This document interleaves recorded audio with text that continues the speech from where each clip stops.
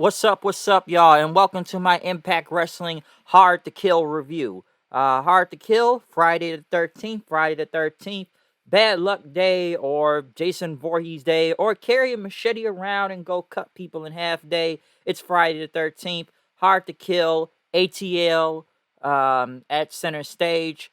Big card on the show, a lot of title matches going on, and a couple surprises here and there. But I did watch the pre-show to kick things off, which was a six-way. I don't know if this was for a shot at the X Division title, but it was Alan Angels, Yua Uemura, Mike Jackson, who is 73 years old, by the way. He's been on this show before. Kushida, Delirious, and Mike Bailey. And in this show, in this match, I should say, it was a good way to kick off for the pre-show to hype the crowd up. I have to give Mike Jackson credit, though. This guy's doing suicide dives and doing old school walks on literally all four corners of the entire ring, just walking on the ropes and stuff. So that is pretty impressive, especially a guy that age that, what they say, well, he's been around since WCW, and at 73 years old, he can still do suicide dives. So that is crazy out there. I know Mike Bailey looked like he was going to get the win, but Kenny King ended up showing and attacking him during the match, which, we're going to see him later on anyways, but we'll get to Kenny King soon because, they got that Fight Pit match coming up. But Kushida ended up getting a hoverboard lock onto Alan Angels to win the match, so I think he gets a title shot. I'm not really sure, but the match was just there to hype the crowd up, and it just pushes the Kenny King and Mike Bailey feud that's going on. Next after that, though, was Trey Miguel versus Black Taurus for the X Division Championship. Very good match for both of them. Did I think Taurus was going to win? Not really, given that Trey Miguel is in his new heel gimmick now with the spray paint bottle. He's not Spider Trey anymore or trying to be like Miles Morales. So he's really just using a lot of that green spray paint and stuff. Basically, another referee had got one of the cans and took it away from Trey. Black Taurus had picked him up going for his finisher, but Miguel ended up taking another spray can, spraying it at Black Taurus' face, and then hitting his finisher on him for the win to retain the X Division Championship. So, good match from there, but I kind of figured Trey was going to retain anyways. Now, as we get to the main part of the show, the main card, before the show did actually start, they did have all the wrestlers and agents and staff all walk out there on the stage to basically have a tribute for Don West and a graphic. You could literally hear Josh Matthews literally count to 10 when they were doing the 10 bell salute. But go back and listen, you can hear him do literally hear the whole 10 thing. Like, I don't know what was up with production, but it was still a very classy move by Impact. I remember Don Callis, literally, who was there since day one. One of the voices of TNA, the original announced team of him and Mike Tenay. So that was very cool that they did pay tribute to Don West and honor him. Like I said, he was he was like the main voice between him and Mike Tenay. I've already said it in my Impact review and talked about how they've been great as a commentary team and whatnot. I've talked about in the past. I've talked about it since Slammiversary when they were honoring both of them. But it was sad to see what happened to Don West, but that was very cool that they did pay tribute to him before the show did actually start in a 10-bell salute. Right after that, we did get to the main show, which they did have a video package. Now, the first thing of the show was actually going to be the world title match. And Mickie James' last rodeo thing was going to be in the main event. Now, I heard they said Josh was hurt. I don't know how true that is, but they were kicking off with Josh Alexander and Bully Ray in a Full Metal Mayhem match for the world title. Like, right out the gate, Josh came out first and Bully ended up attacking him behind and even hit him with the title belt and just, beating the hell out of him. He's just bleeding all over the place and throwing him over the ropes, throwing him back in the ring, power bombing him through a table, like literally right at the kick of the match. And, he's just beating the hell out of Josh, okay? And, Josh ended up getting a cheese grater and taking Bully Ray, having him bleed from his head then, and even taking a trash can, hitting him with it. Like I said, this match is just crazy brawl. Even pulling out thumbtacks, putting those in the ring, which, he was getting ready to take out Bully Ray and throw him onto the thumbtacks. But Josh, I know Josh, but yeah, Bully Ray and them going to the outside of the ring, kind of going towards the stage. They had a ladder right there. Josh is going up the ladder because of the table there too, but Bully Ray ended up picking up the ladder, and while Josh is already up there, and knocking him back into the ring, falling onto the tables, and then you just hear holy shit chants, the TNA chants, Bully trying to go for the Bully Bomb then. Um, and whatnot, but Josh got out of it, hit a big ass German suplex then, which looked pretty brutal. Josh even getting a chain put around his knee and like doing his like a submission and like just holding the chain around his neck and trying to get like the throat of Bully Ray, trying to get him to tap out. Next thing you know, John Skyler and Jason Hotch come out then. They end up helping Bully Ray. They all do a 3D then onto the tacks onto Josh, but Josh still ended up kicking out. Skylar Hotch ended up putting like zip ties on Josh, tying him to the ropes. Tommy Dreamer ended up returning in. Dreamer ended up taking out both Hotch and Skylar. And then, he looked at Bully Ray. Bully was getting with the trash, but he thought it was all going to be cool and they were going to be working together. And he smiled at him and Dreamer at the trash can. But he ended up turning on Bully, hitting him with the trash can. But Bully ended up just like turning right back around and speared him through a table then. Taking him out. And then, he ended up getting the trash can again. It was going to slam it on Josh's head. But next thing you know, Josh's wife, Jade, comes out then and just begging. And she just walks through the security guard. She's just in the ring on her knees. And Bully's like, beg. You better beg. They say, if you don't want me to do this, you better beg. You better do this. Give me your wedding ring. And, and she wouldn't do it. And he's like, okay, now you die. And then as he's about to do it, Jade ended up blowing him in. And then hit like a big like sliced bread, which it looked okay, but land onto the tack stand. Jade ended up cutting Josh free from the cutting free from the zip ties. He's got a chair then, which they throw one at Bully, and then Josh just takes the other chair and hit him with, just taking him out. He just boom, smack right in the face with it. Put Bully on the table. Josh climbs up the ladder. Jade's holding the ladder. Josh just hits this big splash onto the table. Then Bully still kicks out, but then Josh ended up putting the ankle lock on him, and Bully Ray ended up tapping out. So crazy start for the start of the show, and this was the world title on the line right at the get-go. Okay, so that was brutal, and a lot of people involved in this. Like I said, this is probably the best feud Impact had had in a good while. I think just the real question was, why does it have to be Bully Ray of all people to be in this feud?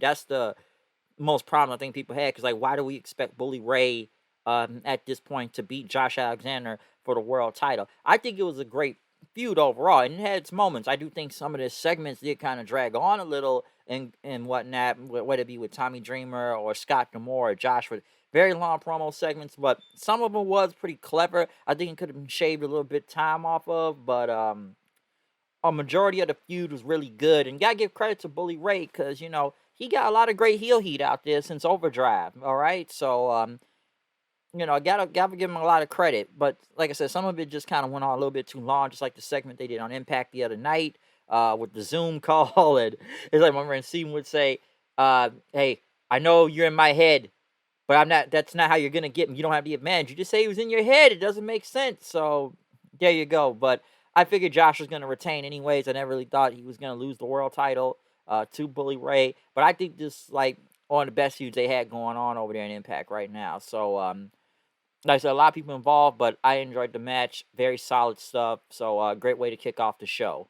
Next, they were in the back with Mickie James, who was talking to Tara to show her support for Mickie tonight. Even Raven coming in the door saying like, hey, I was there for the beginning. I don't know if this is the end, but I just want to be here to see it just in case. Right after that, Mercy Machine Guns, the major players, Rhino and Heath, and Bullet Club, Chris Bay and Ace Austin, in a fatal 4-way elimination match for the tag team titles, the Impact titles, not the New Japan Strong openweight titles that the Guns have. Now, I feel like we have seen this match literally like, I think at Overdrive or weeks ago. This was like before Chris Bay and Ace end up going to New Japan for the Best of Super Junior Tag Tournament and whatnot, but I could have sworn they were promised a title shot and they're already in some type of fatal 4-way match. So it's almost like we kind of seen this match before, but now we're seeing it again. Heath and Rhino were going first thanks to Cardona. Um, Ace Austin, I know, ended up eliminating Brian Myers then after that. So it just became, the Guns and Bullet Club. Very good stuff between both of these teams, okay? But it ended up with Cardona and Myers ended up coming back and interfering, stopping Chris Bay and Ace Austin from winning. The Guns end up hitting their finisher onto Chris Bay, still retaining Impact World Tag Team titles. It was a good match, don't get me wrong, but did it need to be a fatal 4-way tag team elimination one? Not really, given I feel like either last pay-per-view or weeks ago that we did see a match like this already.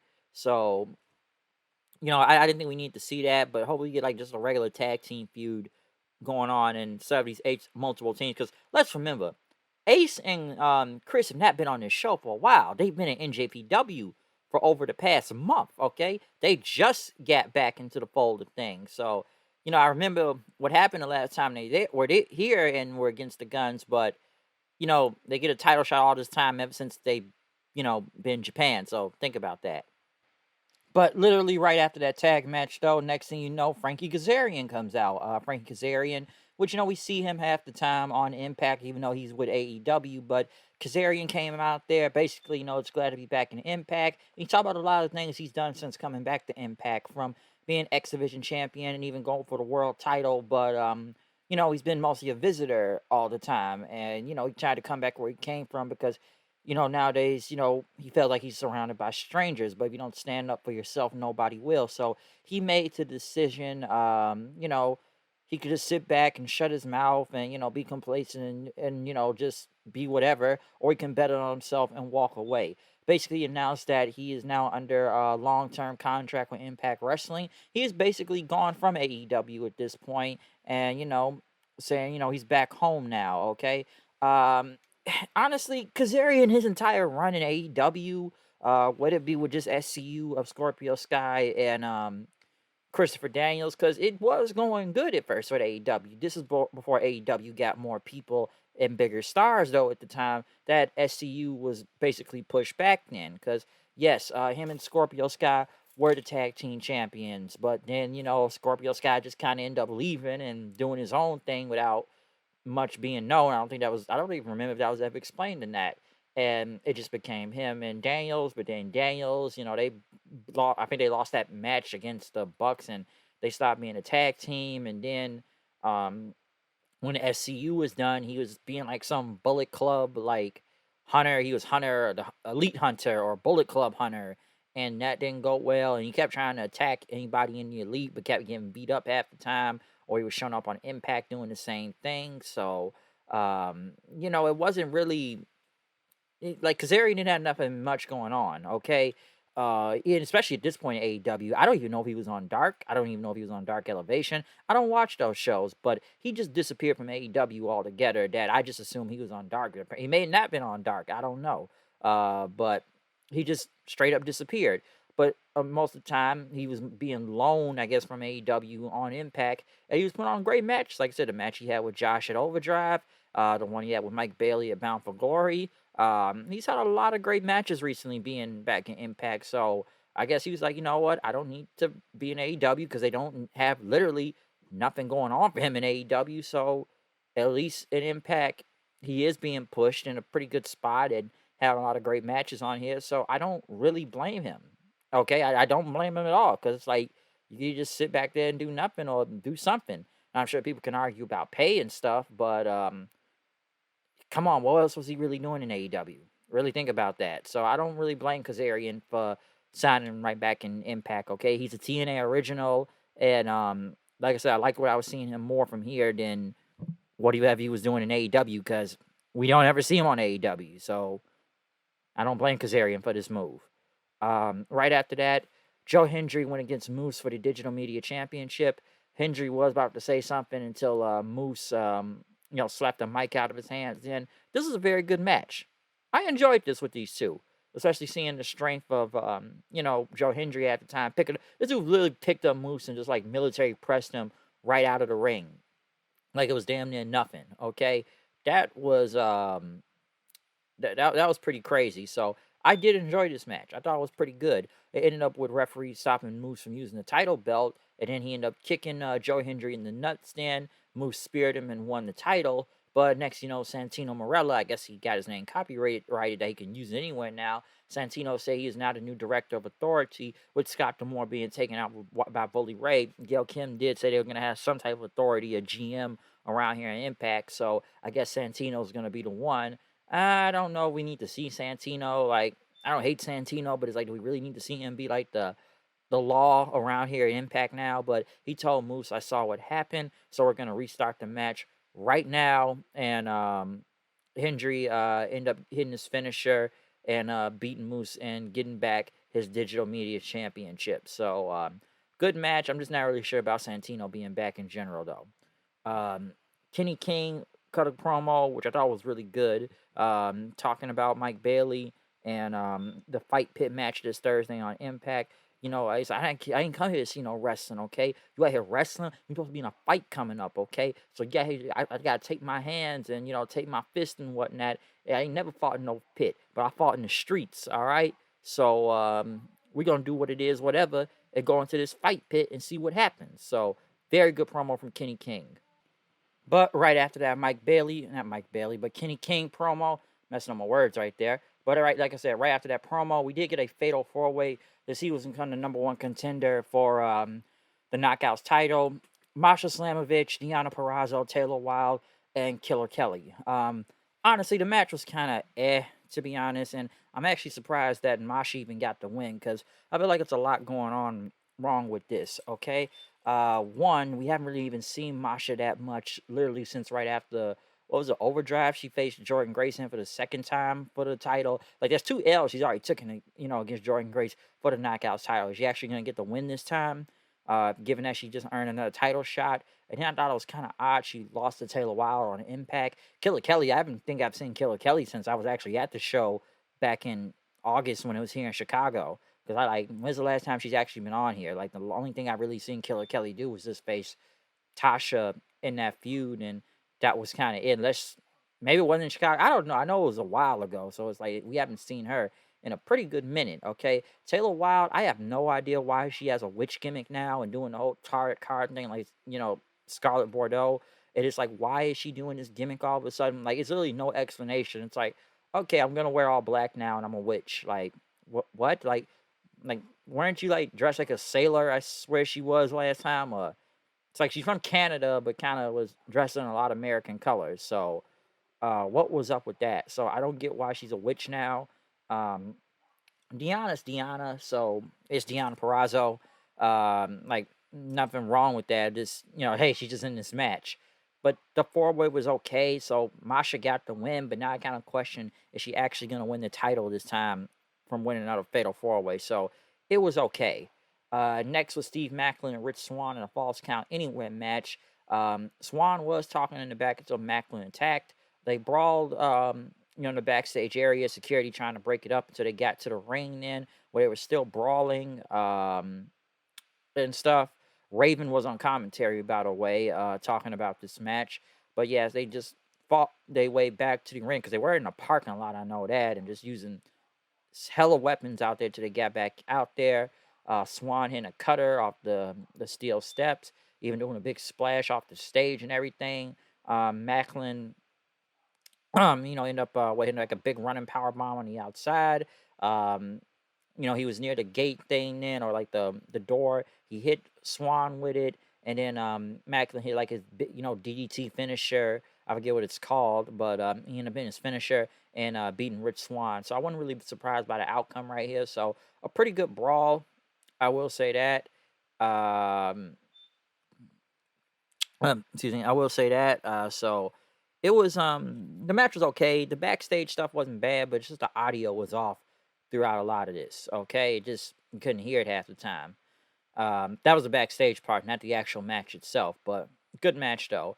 Next, which honestly, this is my favorite match of the night. I enjoyed this a lot. Jonathan Gresham and Eddie Edwards. This was a hell of a match, back and forth, really good. Jonathan Gresham. I'm kind of glad he is on Impact now. Like I said, the guy's really good. I know he got really kind of fucked over in the whole AEW Ring of Honor thing and stuff, which I can understand and not understand at the same time. But I enjoyed this match a lot.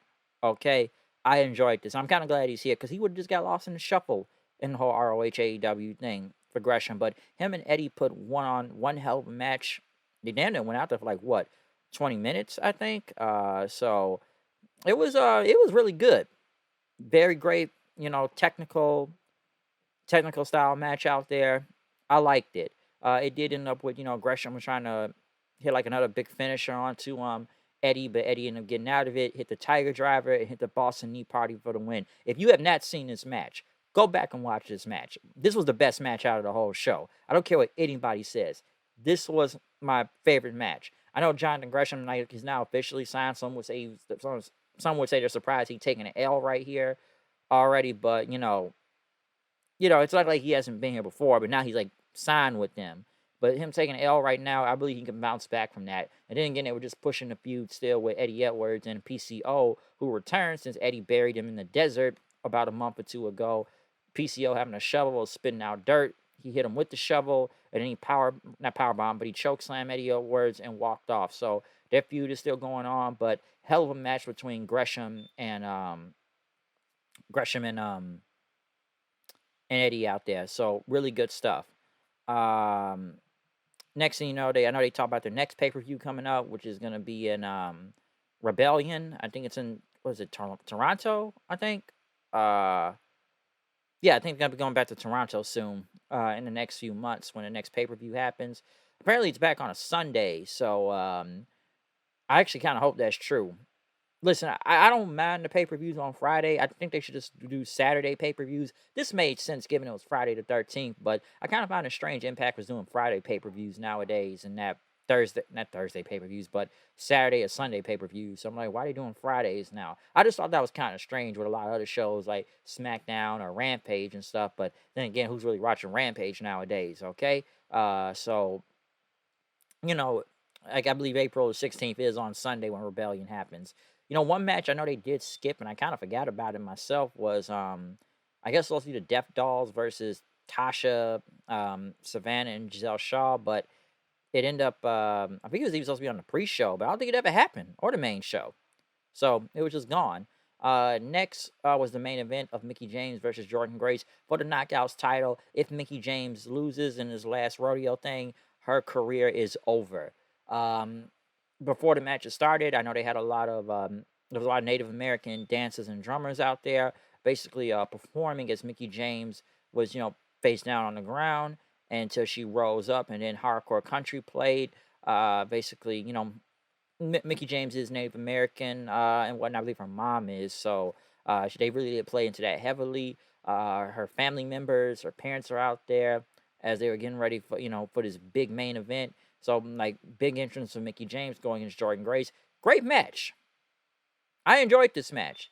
Hell of a match. Now, some would question the whole story into this with the last rodeo thing. I don't know how many months it's been since she announced this whole thing. Some would say, they could have stretched this out longer with the people, because they have Mickie James run through the entire roster mostly. Run through everybody from Chelsea Green to Deonna Purrazzo to Tasha to Mia Yim to many people she has faced in a matter of a few months now, just to get back to the Knockouts title, okay? Could they have probably ran this a little bit longer?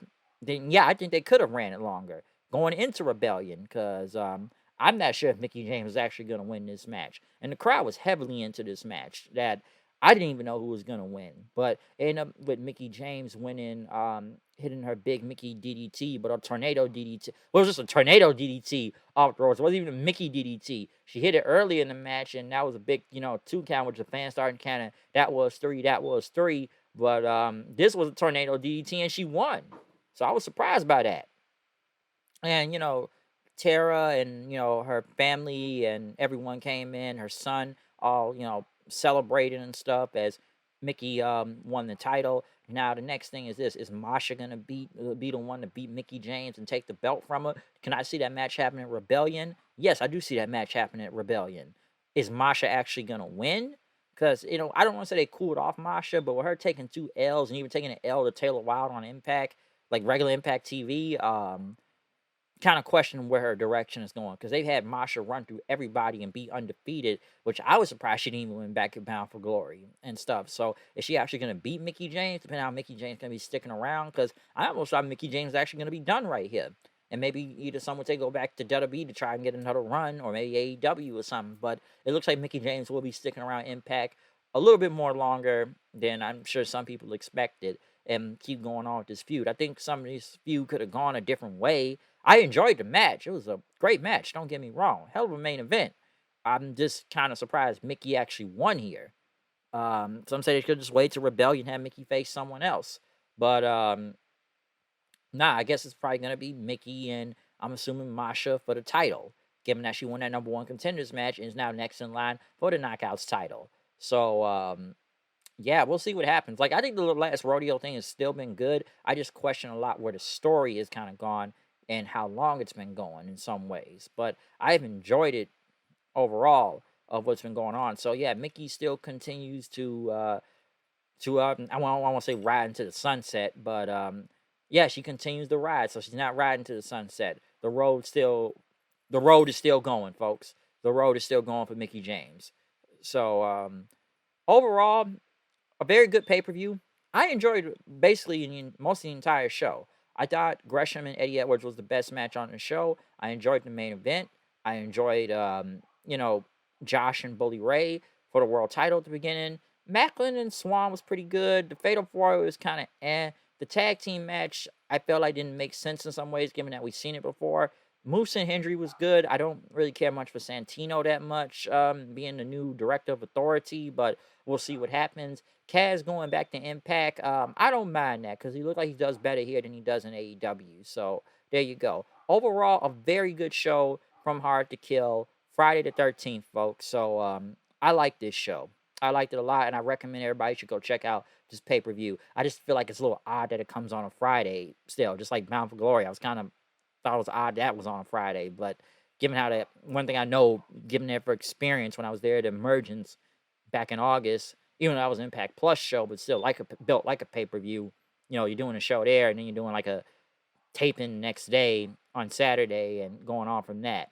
So I don't know, but we'll see what's gonna happen after that. Overall, comment, subscribe, follow me on Twitter at HoodNight890. Gonna be a lot of changes coming to this channel, so watch out. But I had to get this Hard to Kill review in because I thought it was a hell of a show. Okay, so other than that, I'm out of here. I'll see you guys then. Peace out.